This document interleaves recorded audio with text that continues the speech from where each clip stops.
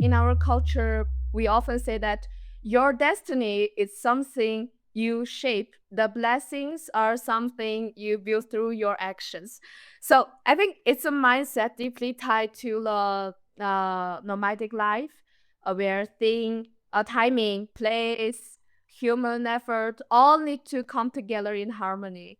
We respect elders too, but we don't have such complicated rules about how exactly talk to different people, different social status.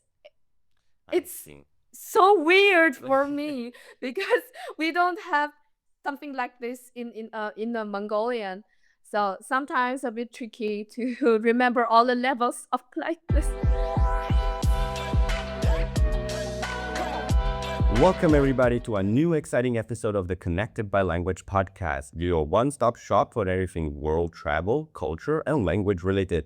I'm your host, Michele, and I'm joined by my co host, Michelle. So, for the people that are joining in for the first time, maybe we could give a little bit of an introduction, see where we're from, what languages do we speak, and what we're all about. Well, of course. So I'm Michelle from Germany. I speak German, English, French, and Spanish. Wow. And I work as a language education specialist at Tandem. Oh, Tandem. What is it? So Tandem is a language exchange app where you can speak to natives. You can practice your languages with natives, either in one-on-one chats, audio calls, video calls, or even in live audio rooms that we call language parties. Ooh, that sounds like a lot of fun. I've been using Tandem myself as well to learn a little bit of Japanese. I have to admit uh, my language in my experience has been a little bit on the slower side, but I'm having a lot of fun meeting people from all over the world and just like having to basically learn with them the language and sharing my own cultures with them.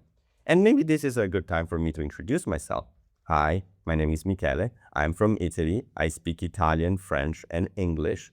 And I'm sort of like a nut for learning about new cultures and new languages. And I love meeting people from all around the world. And this like reminds me of a little bit of an experience that I had a couple of weeks ago, at least at the time of recording this. Like, like we've both been to a pretty interesting place, or a little bit of a gathering, if you will. Like we've been to the Polyglot Gathering 2025 in the Czech Republic. Yes, that was super interesting, meeting polyglots from all over the world. Yeah, all over the world with all crazy stories. And but I did notice one thing with a lot of the languages, at least the most common languages that people learn there. I saw a lot of people surprisingly very competent and two different languages. The first one was Chinese, Mandarin Chinese. Even though it's considered one of, if not the hardest language to learn, a lot of people were very confident in talking with a very different style than what the European Latin roots usually have. And the second one was Russia. It's like it's a language that at least when I was young didn't really get a lot of attention, but apparently a lot of people did learn it. And you're probably really wondering because it's funny. A lot of people know Chinese, a lot of people know Russian, but people usually forget that there's kind of like a country in the middle, you know? True, yeah. Yeah, and I think this would be a very interesting country to talk about because there's a lot of very interesting cultural aspects that are very different from your average country. So in fact, today's theme is Mongolia. Yeah, I know that not a lot of people may know a lot about Mongolia, so this episode is going to be sort of like a way for you to kind of get some of the basics and understanding some of the elements that make the country such a unique place. But with the second that you search something from Mongolia, there's already like a little bit, I don't want to say a problem, but a little bit of a weird thing going on. Okay. As apparently there's like two Mongolias. Oh, wow. Yeah, I heard about it. Yeah, I didn't. So when I wrote it, I apparently there's two Mongolias, one called Outer Mongolia and one called Inner Mongolia, and it's like Outer Mongolia is really interesting because this is the independent part of Mongolia, which was created during the Qing dynasty that reigned through between 1691, so very very old, and 1911, and it was and like during those times the Manchukuo Empire kind of divided the entirety of the Mongolian Empire into two sections, Inner and Outer Mongolia. And the outer part actually also encompassed the Cauca territories and gained their independence during the Sinai Revolution in 1911. Oh, okay. So today, Outer Mongolia is an outdated term actually, Oh. because it's just known as Mongolia. Okay. That would make a lot of sense. But like most of my research is going to focus. We're gonna focus a lot more about Outer Mongolia. But if I say Mongolia without the outer, I guess that's what I'm referring to. Yes. So yeah, but like Mongolia, the dependent part, has a lot of very interesting things. So I think it would be very interesting to tell people, or very useful to tell people, some travel tips for Mongolia. Absolutely. When is the best time to visit? Here's the thing, like unlike a lot of other countries that we explored in this podcast, Mongolia's best time to travel is very narrow. It's only between like late May to late August, and there's a lot of very important reasons why. The first one is because it has milder weather, which is like, it doesn't sound that crazy, but trust me, milder weather means a lot in Mongolia. And also it coincides with a very interesting festival that goes on during July. Oh yeah, which one is it? It's called the Nada. Specifically, the full name is Erin Gurvan Nada, which basically translates to the Free Manly Games. Yeah, it's a festival during July 11th and 13th where free national sports are played and celebrated. Yeah, the first one actually is wrestling. Oh, So they wear traditional outfits for the wrestling, and it's one match is won when one part of your body is on floor that is not your hands or your feet. okay, kind of like similar to sumo in a way, I guess. But is there like a name specific for this type of sport? Yeah, it's called Bok. Bulk. Okay, that's fantastic. I also have another one. Like this one, the first thing is very manly. It's very like heavy, like it leans very heavy to that manliness. But if you're someone a little bit younger, don't worry, you still have your own sport to play.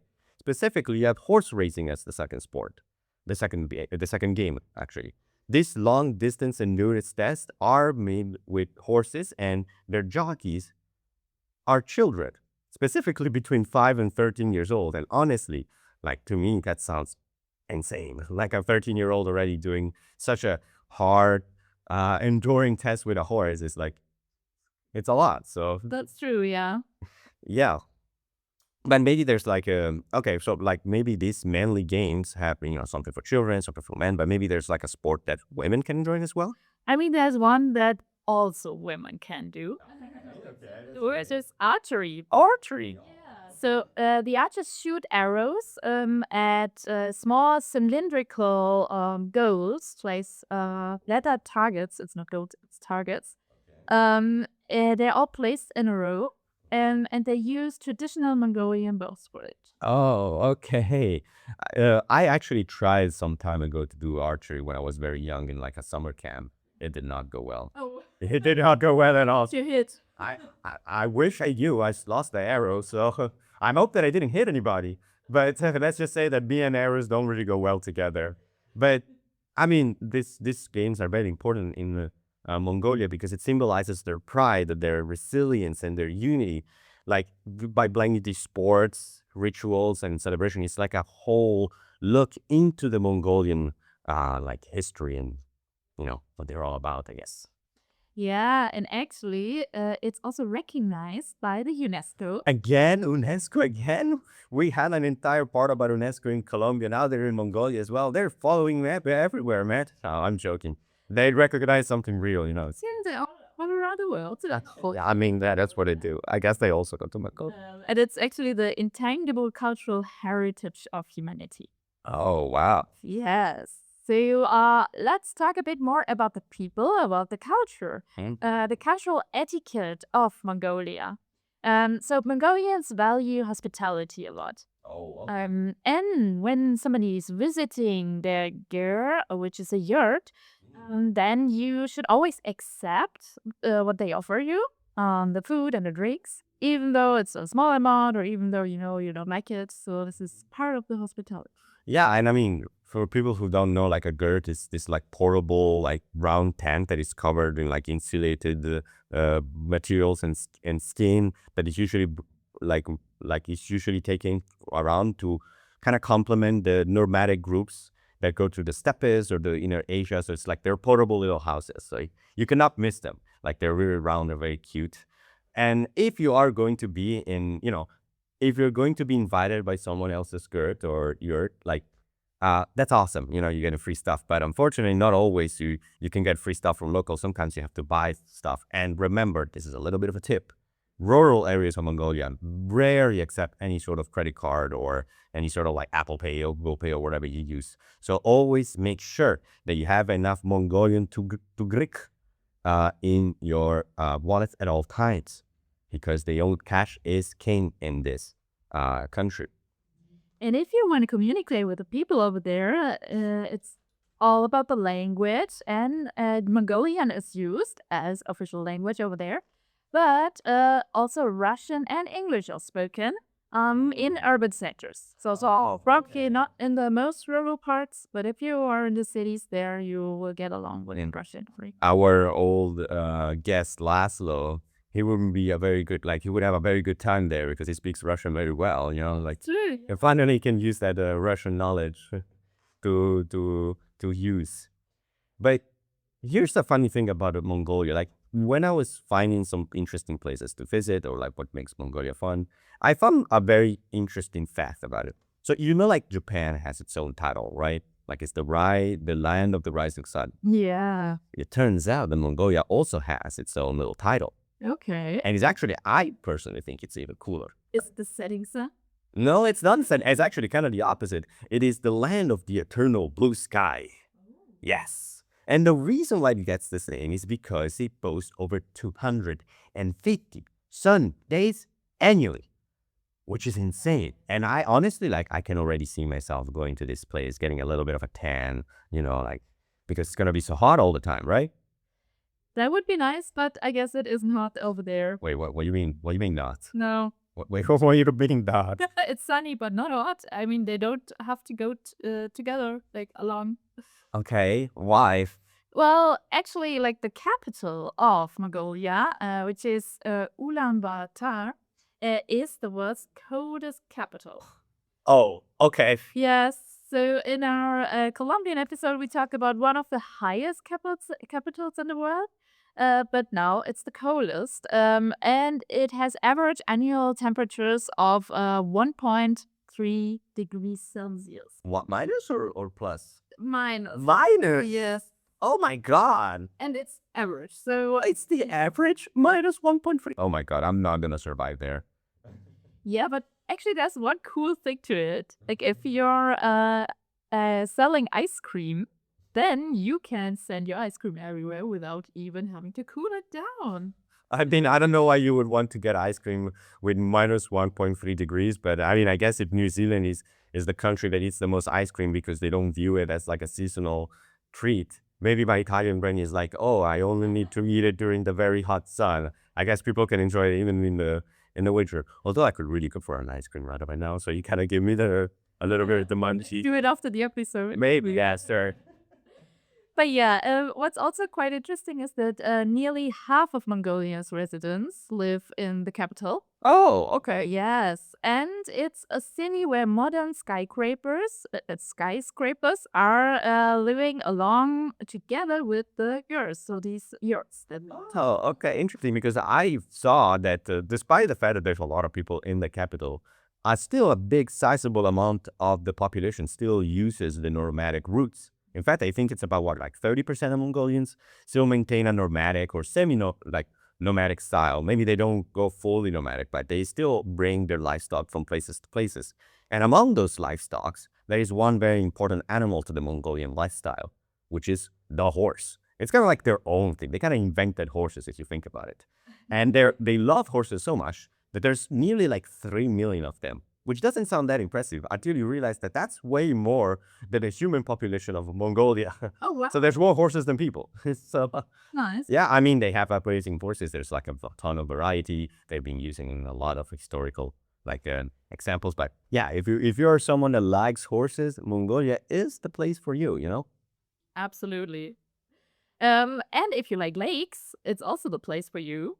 Okay. Because there's Lake Khövsgöl, and it's called the Blue Pearl of Mongolia. So it contains 70% of the country's fresh water, and also about 0.4% of the world's fresh water. Oh my God, that's a lot. Yes. And it's so pure that it's even drinkable without any treatment. Oh my God. Imagine how fresh the water has to be if you don't have to treat it. It must be divine, honestly. Back, my mouth is. I'm gonna take a sip of this in celebration of this lake. Yeah, and the coolest part actually is that it's already over 2 million years old. Oh, million. Yes. And it's widely held. With that, it's one of the world's oldest lakes. But the downside to it is climate change is threatening this lake too. Oh no, yeah, I didn't think about that. So yeah, the rising temperatures just decreases the water levels, like with a lot of other lakes in our world, and it also increases the stress on endemic species, like the Khövsgöl grayling fish that lives there. Oh, I know those one. They have like the little cute fin on their back. Oh, they're so cute. I'm gonna put pictures on the screen. Like, don't worry for people that are watching on YouTube, but they're very cute. They're like they're not that tiny, but they're like kind of small, and they have this big like fin on their back, and it's very cute fish. So let's try to protect them. Yeah, let's try to protect them. And I mean, if there's one place that doesn't really mind the extra rising temperatures, is another part of Mongolia. One of the most famous deserts in the world is the Gobi Desert. Yeah, okay, that makes sense. Like with rising temperatures, it's already really hot in there. But the Gobi Desert is like I think the largest desert in the entirety of Asia, and it's the fifth largest desert in the world. It has about, I think, 1 to 1.3 million square kilometers. But like, if you were to think of a desert, like what would you think a desert would look like? Very sandy? Yes, I mean, a lot of deserts are like this, but the Gobi Desert is not necessarily very sandy. It's not, about like 5% of the Gobi Desert is about like sandy areas. It is more about bare rocks and like sparse vegetation. So it's very unique, very interesting. But there is some very important reason why the Gobi Desert has this like rock formations. In fact, it's been a very amazing tool for archaeologists to find some very important elements about our world's past. Specifically, the flaying cliffs, also known as the Bayanzag, they have led to very significant discoveries about dinosaurs. Yes, in this place, they found the first traces of dinosaur eggs. Oh, wow. So yeah, there's a lot of history in this desert, despite the fact that it's so like vast and so like hot all the time. It's, you can find some very interesting stuff. And people to this day, they still go through the nomadic ritual of going through this entire desert. Okay, but how would they even survive there, especially with the rising temperatures? Yeah, I mean, the rising temperatures do not help, to say the least. They're very harsh. But, just because they are nomadic doesn't mean that they don't utilize the great power of technology. Like nowadays, you can still use solar panels to help you out, or like getting like very nice refreshing drinks, or getting like smartphones. So it is a little bit of a combination between like a traditional activities and the great power of technology. And I mean, like you said, the rising temperatures are very harsh. In fact, the Gobi Desert has a very interesting quirk. Is that, yeah, the Gobi Desert during the day can arrive to even 45 degrees in the summer. But in the winter, the fluctuations are insane. You know how low the degrees can go? minus 40 degrees Celsius in the winter. Are you insane? In fact, there is like a physics law, which I'm going to put it on screen, that basically dictates that whenever rocks go through this strange change in temperatures, it can create so much stress that you can break them. So it's like, be careful, because if you see like a rock broke randomly, Yeah. like it's like, you know what it is. There's no ghost. It's the rising temperature. It's the change in temperature. Physics. It's physics, yeah. As crazy as physics can sound. So, like, what about the rest of Mongolia, Yeah. Do you remember that in the beginning we talked about Outer Mongolia that we call Mongolia because it's an outdated term, but there is a second Mongolia. Yeah, I almost forgot about it, so I wanted to just ask, like, what's up with Inner Mongolia? Exactly. So Inner Mongolia is an autonomous region in the north of China. And it was established in 1947 with a population even exceeding 24 million people. 24, that's a lot of people. Like, compared to the horses being 3 million horses outliving the population, 24 is a massive jump. Yeah, so it's a lot denser than Outer Mongolia. And despite its name, Inner Mongolia, you would think it's Yeah, it would be like inside of Mongolia, right? exactly, but it's not. It's in the south. Okay. Like I said, northern China, so in the south of Mongolia or just Mongolia. Yeah. Okay, that's very interesting. But, like, what languages do they speak? So Mongolian is also spoken there, but it's written actually in the traditional vertical script, unlike Outer Mongolia, which uses the Cyrillic script. Oh, okay, that's a massive difference, Yeah, it is. And however, Mandarin Chinese is the predominant language. And recent policies have also increased the Mandarin instructions in schools. Oh, okay. And I mean, like, it does make sense, but at the same time, there are some differences between Inner and Outer Mongolia. They're pretty subtle, but like there's definitely something there. Like, for example, the religion. Like, in both Mongolia and Inner Mongolia, Tibetan Buddhism is pretty present.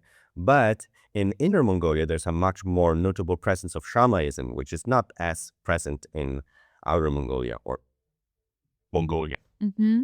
Okay. And it's also home to a diverse population, including Han Chinese, Mongols, and other ethnical minorities. Oh, okay. So it's a lot more diverse. But at the same time, despite being more diverse and having so many different cultures at once, Inner Mongolia is a lot more urbanized. It's like there's been a lot of influences by Chinese policies about the urban development. So there's the nomadic lifestyle. It's kind of getting declined year after year because the cities are becoming a lot more larger and a lot more urbanized, which is very different from the Mongolian normal lifestyle. But now it makes me wonder, how is it living in Inner Mongolia? I think it would be very interesting to talk to somebody that is from there, wouldn't you say? Yes, absolutely. And guess what? I think I found the person. Oh, really? Yeah, yeah. Is he here already? Yeah, I think it's about time that we introduce to our guest. So welcome to the show, Wurilaga. How are you doing? Hi, hello guys. Super excited to be here. Yeah. We're very excited to learn more about Inner Mongolia and all of your other adventures because we talked a little bit before the show and you have a lot of very interesting stories to tell to the audience. But how are you doing as first? I'm good. Let me introduce myself a little bit. My name is Wurilaga. In Chinese, you can call me Wurilaga, and my Mongolian name is Urthuk. And I'm originally from Inner Mongolia, China. I grew up bilingual in Mongolian and Chinese, and I was educated in Mongolian until I went to college. At that time, Chinese was my second language. Later, I studied Korean, Japanese during my college in Shanghai, and then moved to France for my master's in marketing. Yeah, I think language learning was a very big part of my education journey. Yeah. Yeah, that's fantastic. And I mean, with so many different languages under your belt, you can kind of go anything, honestly. Also, we will talk about later about your French adventure because that sounds like a change from all of the other languages that you speak. But let's skip that Yeah. for later because for now, I kind of wanted to ask you something because you said that you grew up in Inner Mongolia, Yeah. educated there. Yeah. What was your childhood there like? And what cultural values shaped you the most living there? Yeah. I would say my childhood was a mix of city life and memories from grasslands.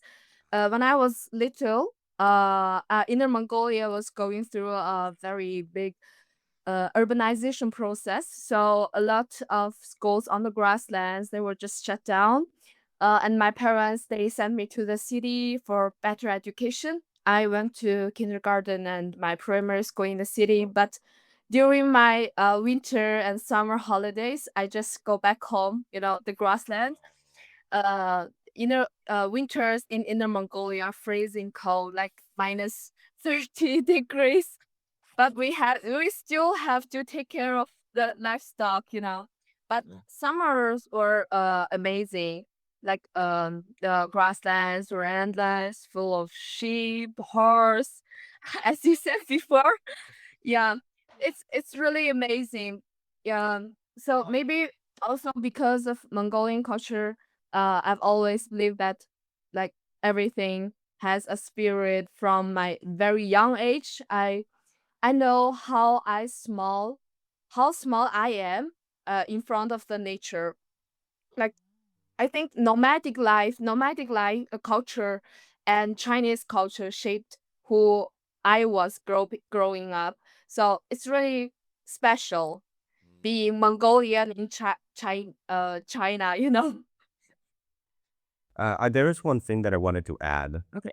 Like, one thing that is very interesting that you said, that I thought was interesting, was about your relationship with nature.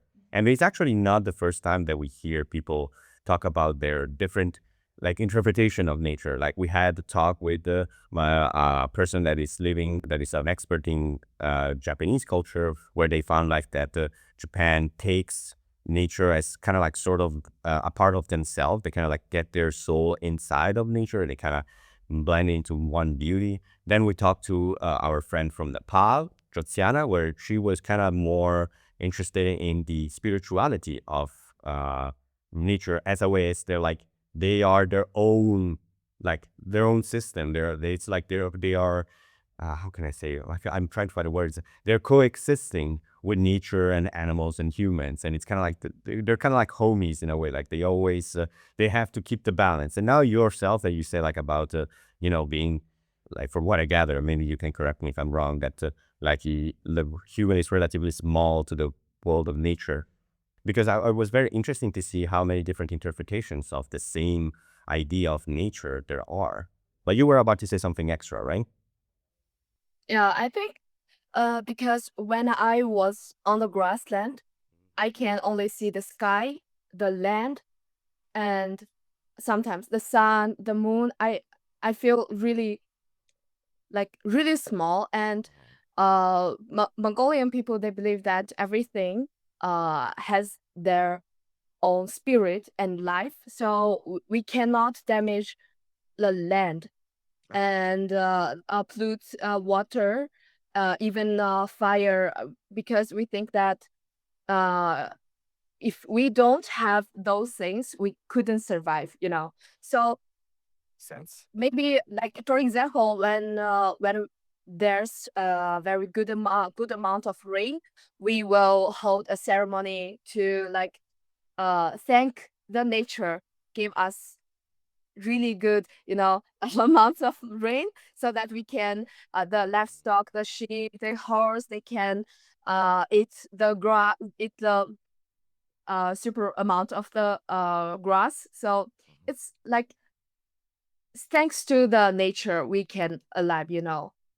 Yeah, I see. something like this. Yeah.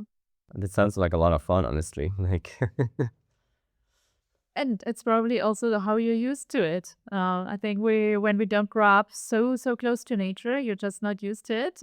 So it would be interesting also to know a bit about the daily life, how it is, and how would you describe it to someone who has never been there or never heard of it? I would say Mongolian everyday life. Inner Mongolian everyday life is a mix of, like, strong community and deep hospitality and a close connection to the the nature, especially in more traditional or rural areas.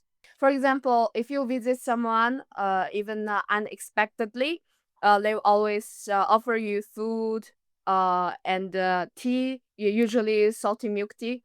It's just part of the culture and life. You never leave someone's home empty-handed or empty stomach.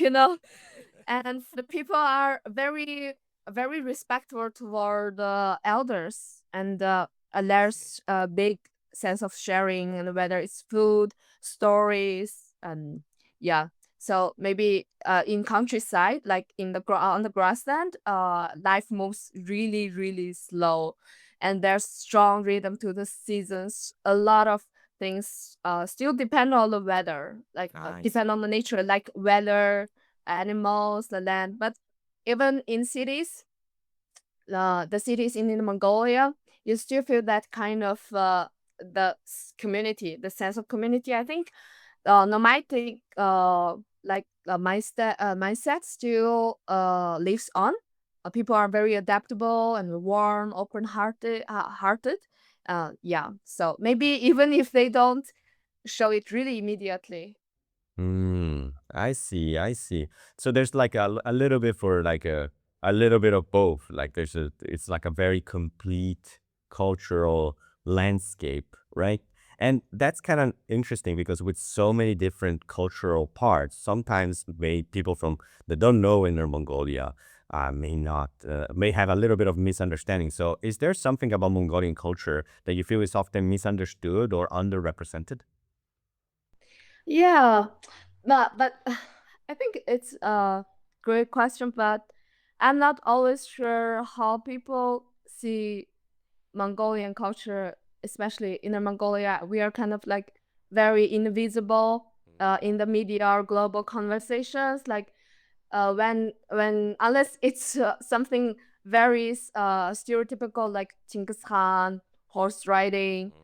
But Mongolian culture today is like so much more than that. I think it's just something from past. It's alive and still evolving.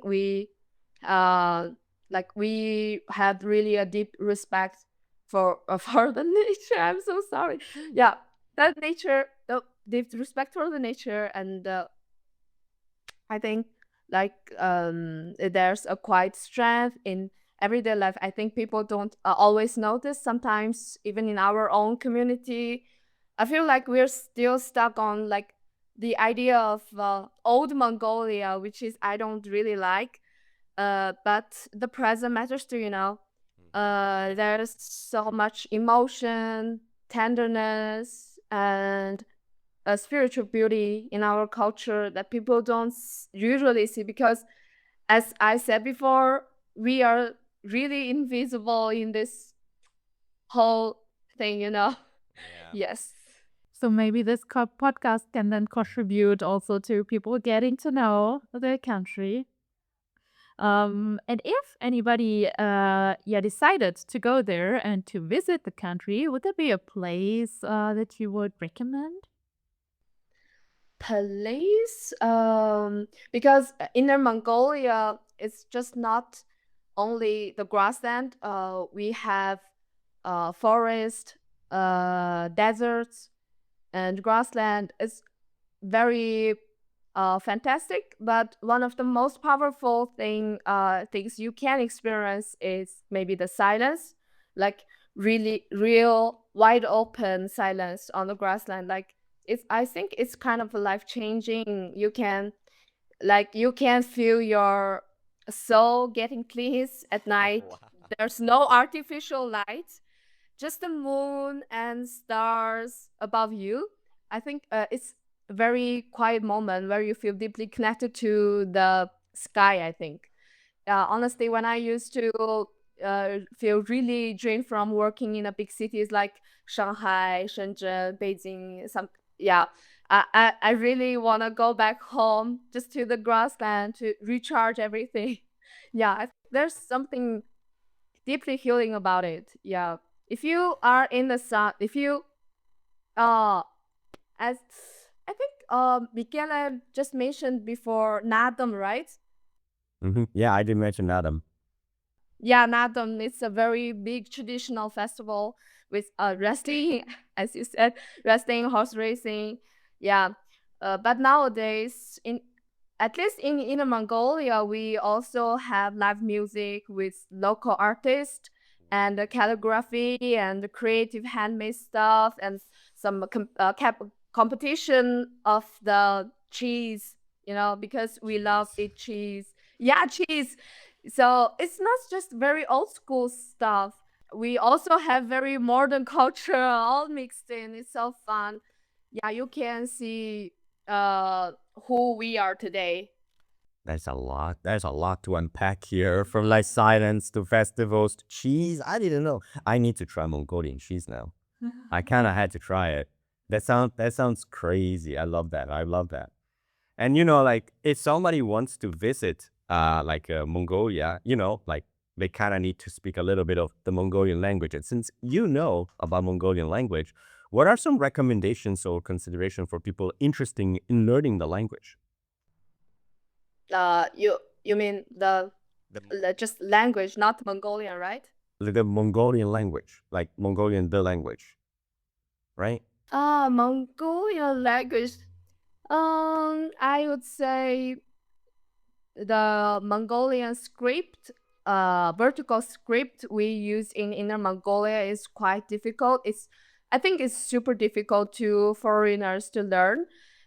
Uh, if you want to learn Mongolian, I recommend you learn it Cyrillic. The Cyrillic script. Yeah, Cyrillic. Yeah, after Mongolia, they used. I think that was the best start. So it's a little bit of an extra challenge. Like maybe you start from Cyrillic and then you go to the vertical script, because at least the people that I met at the Polyglot Gathering 2025 held in Brno, Czechia. Uh, Oh, but sometimes people always said that, yeah, you have to pick pick a language that can boost your career. So it's very practical. Yes. I don't think Mongolian could be the better choice for this reason. Yeah, I mean, but you'd be surprised how many people are learning languages, not just necessarily for the career, but just because they're like passionate about it. I've met people that even started making their own like made up languages and then share it with other language learners just because they like the idea of learning as many languages. Like I met people like that learn like 30 languages at once, which is insane Yeah, so this is more for the language nerds. for the language nerds. Yeah. But I mean, let's say that let's say that you met somebody that is interested in learning Mongolia. Maybe there's like a couple of phrases or proverbs or idioms that like could impress a local. Um, one of my favorite proverbs, Mongolian proverbs, is It means if you do your part, fate will do its part too. But the deeper meaning goes beyond just work hard and you will get the results. It's more about how we believe fate is kind of a partnership. It only means when you have to put in the effort first, live with discipline, self-reflection, and intention. Only then will fate respond and support you. Because in our culture, we often say that your destiny is something you shape. The blessings are something you build through your actions. So I think it's a mindset deeply tied to the nomadic life, where timing, place, human effort all need to come together in harmony. Yeah, I really like this. Yeah, I really like the proverbs. yeah, it's interesting because there's a lot of people that have a very different idea that like kind of like universe does its own thing. You don't have to really work on it. Everything will work itself out, kind of like that mentality. And a lot of people don't realize that there is a lot of effort that you have to put to make sure that you can get that help from fate or like karma, I guess, in a sense. So it's very interesting to see like, guys, put in the effort. Even when you're learning languages, put in the effort. But then, after a while, the world will reward you. Don't get me wrong. You're not against the world. You just need to collaborate with them. Absolutely, yes. And And talking about languages and language nerds, actually, and polyglots, you are speaking like a lot of languages fluently too. So it's Mongolian, Chinese fluently, and then you studied Japanese, Korean, and some French. So what sparked your own passion for languages? Mm, At first, I was kind of a passive language learner. I'm Mongolian, grew up in China. I had to learn Chinese and, of course, English because it's global language. And then later on, my interest in K-pop made me want to learn Korean by myself. It's So always the most of the K-pop. time, K-pop or K-drama. So most of the time, my motivation to learn a new language started with a curiosity and the interest. Also, since we Chinese often need to use VPNs to access certain websites. So I like to fact check things and go deeper into the source. And that really pushed me to learn more languages because sometimes I don't really trust the translation. That's why. Yeah, I've seen some very bad translations of things out there. And so it's like I definitely understand, and like not everything that you read out on the internet is like gonna be factual. And yeah, but like so like all of these languages, but in your opinion, which one was the hardest to learn? From my experience, French was the That hardest makes one because sense. because the speed of speaking is really, really fast, and there's a lot of stuff to memorize. The grammar, the vocabularies. It's really hard for me. But honestly, even the easier ones, like for me, like Japanese and Korean, have their own tricky parts. For example, Japanese honorifics are super tough and can be really frustrating to learn for me. Yeah. But French was the really, really hardest one. Yeah. I mean, Do you have an easiest as well? Like which one was the easiest for you? Easiest, I think Asian languages have been easier for me to learn, especially Korean, because okay. partly because both Korean and Mongolian are how to say that word, agglutinative languages, but so their grammars are have some similarities. Yeah. With so many different languages, you kind of like, with so many different languages and so many different inspirations, like, do you think then having them speaking multiple languages shape the way or your identity and the way that you think about yourself? Yeah, it it really shapes how I see myself.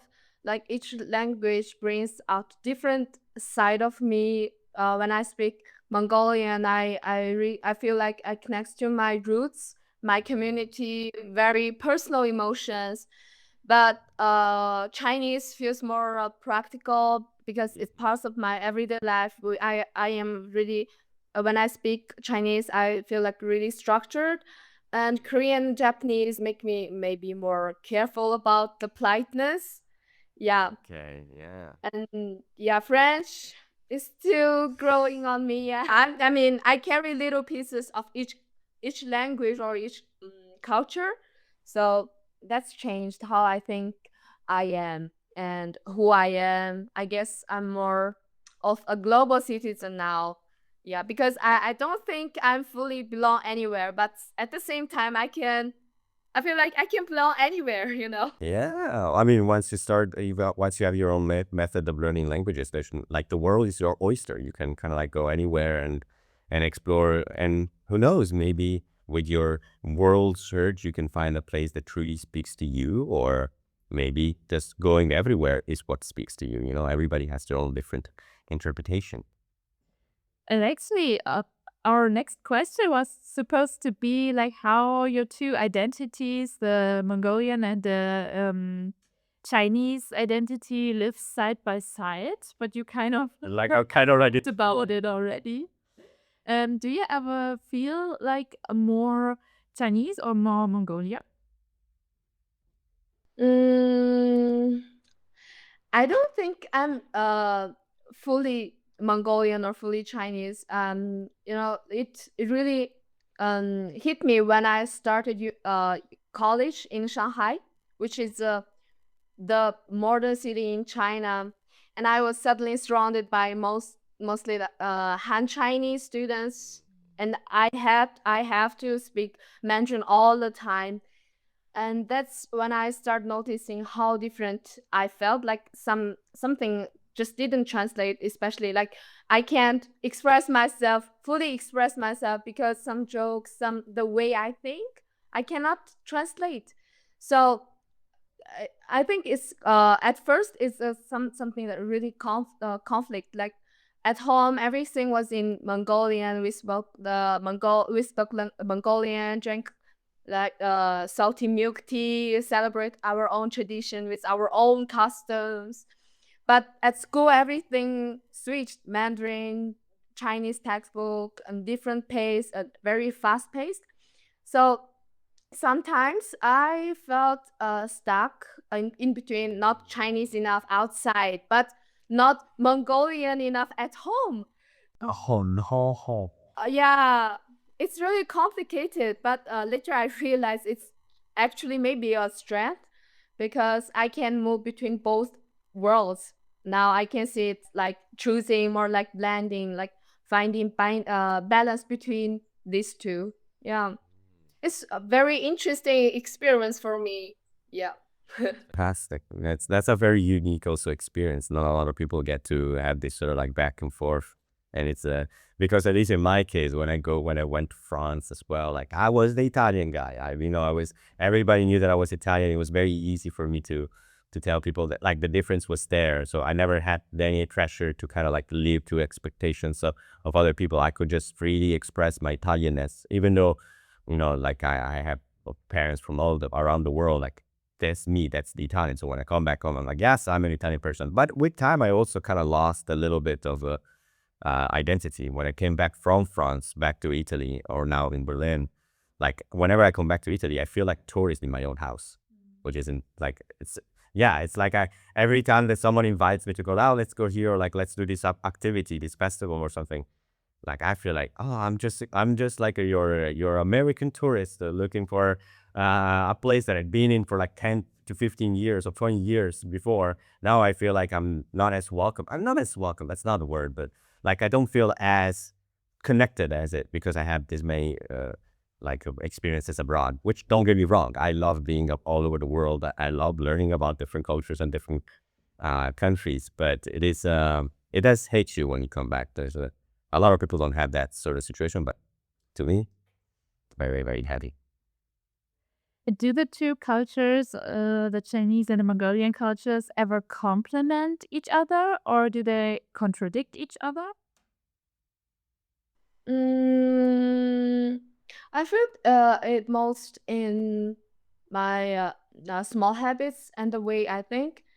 Like in a Mongolian, the inner Mongolian culture is all about freedom and be more flexible, more slower and grounded in the grassland. But Chinese culture, especially the urban culture, especially in cities, is more structured and fast paced and focused on hierarchy and efficiency and the structure. And so sometimes I feel pulled in different directions. Part of me, like, I want to go with the flow, but another part wants everything planned. I want more efficient. So, but I think having both make me really adaptable. Sometimes I can stay. Maybe I can stay calm when things are unpredictable, but I also know how to keep up in busy in a very high pressure environments. So I think it's a gift. Hmm. Yeah, and I mean, with all of the different like changes in mindset, you also have changes like you have the differences between China and Mongolia for sure, but also like you said, you also try to get your own way with Japan and Korea, and it's like when you were trying to adapt to those cultures, like what first of all, like you mentioned before that you were surprised, like that you found honorifics in the Japanese a little bit difficult, but like what was the thing that surprised you the most when starting to learn Japanese and Korean for the first time? For the first time. Yeah. Mm, uh, let me. What surprised me most was first the Korean. I think it's how familiar Korean felt. Like the grammar is really similar to Mongolian. So we both use subject, object, verb, or word order. So so it clicked pretty quickly for me. Also, Japanese, Korean, Mongolian, they all use a lot of loan words. Like you sometimes you hear something and think like, oh wait, that sounds like English, or maybe it's from Chinese or Russian. Yeah, it actually makes me learning vocabulary is a bit easier and fun. Um, I like the languages, the flexible languages, and they're always growing, changing, growing, kind of like how people adapt to. Yeah. So, but the hardest part is like it's completely opposite, or hardest part is the honorific. I said before there's a lot of emphasis on formal speech and showing respect through specific language rules. In our culture, in our language, we respect elders too, but we don't have such complicated rules about how exactly talk to different people, different social status. It's so weird for me because we don't have something like this in the Mongolian. So sometimes a bit tricky to remember all the levels of politeness. Yeah. That's crazy because like we also had a similar. I mean, I'm also doing Japanese and that like a nightmare. But also in some Latin languages, also this happens. We did an episode about Mexico, and we did find out that Mexico kind of has a interesting difference between Spanish and Mexican Spanish, where in Spanish you have different verb ways that are divided between like formal speech or like a casual speech, while in Mexico, since to them at least, respect is universal no matter who you are. They kind of like they use the same language amongst everybody. So that's also like this sort of example of like languages that have very different structure when it comes to respect, and some others that are more loose. It's like present everywhere in the world, not only like in Asia, like also Europe as that as well. There's still the concept. I think the concept is still very different. Actually, because they make it a bit easier. Like it is there because when we use the formal version to talk to almost everybody, and then you have like the other end of the spectrum in Japanese, where you have like many different forms of politeness. So I think that's the harder way then. Yeah, and also like in Japan, like the honorifics that you use matter a lot, a lot. Like in Spanish, it's definitely a lot more flexible. It's not as like severe as in Japan. Like in Japan, it's like basically the entirety of your vocabulary has to change depending on the person that you meet. In Spanish, yeah, there's like formal speech and informal speech, but like not everything in your vocabulary is changing to that person. But there is differences, that's for sure. Like you can even get it even as like easier and easier. So, but like, did learning those languages like Japanese and Korean did also help you appreciate your own culture? Or maybe like there's parts of the Korean culture and Japanese culture that you kind of like related to that wasn't present in Mongolia or China? Mm, just I mentioned before, we respect elders, but we don't have such complex speech rules. So, I would really appreciate that the Mongolian the language gives me the freedom, to speak. So I appreciate my language in this kind of new ways.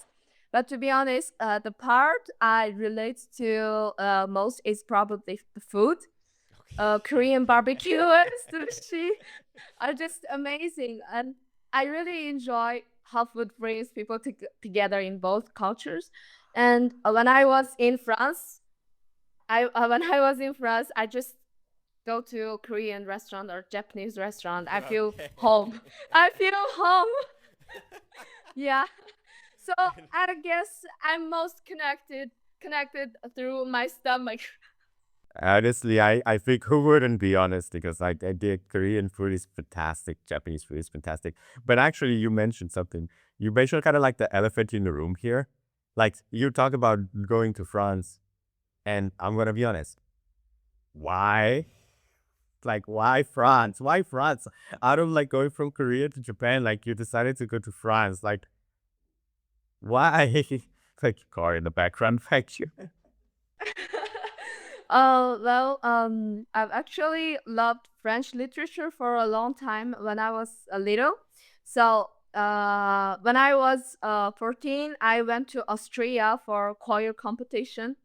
And after it ended, we traveled around nearby countries. So that's when I first visit Paris. So for the first time, I was young, but and didn't fully understand everything. But just I felt something, like I really loved it. I remember thinking, okay, some days I will come back here. When I started considering studying abroad, France was the first country that came to mind. But honestly, now I feel like a lot of things in life you only really know if you like them after you actually experience them. Yeah, so like sometimes I feel like choosing places you wanna live or where you feel right, where you feel at ease, it's also a way of like getting know yourself better. Like in a way, going to France wasn't just about country itself. Maybe it was a part of like inner journey. So I want to check if I really like France. Yeah, I want to check it. And how was it like for you after growing up in Asia, like moving to France, to Europe? Mm, I was used to like Asian countries. I was used to fast-paced environments where everything's about efficiency and time. So when I first arrived in the France, the slower rhythm felt, um, I mean, refreshing.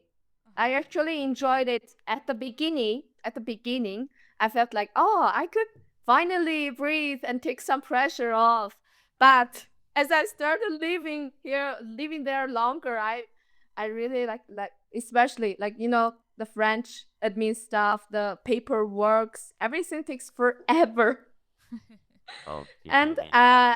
if yeah, and I even though I was raised with like some nomadic values from Mongolian culture deep down, I'm still very efficiency driven Chinese person. So Okay. yeah, so sometimes the French relax pace was I think they test my patience. Oh my God. But I mean, like, if that, like, that little slower, like, slower lifestyle, maybe like a little bit, going against your own mindset, is there something about French culture that you tend to kind of like remember more fondly or more like that you assimilated more welcomely, I guess?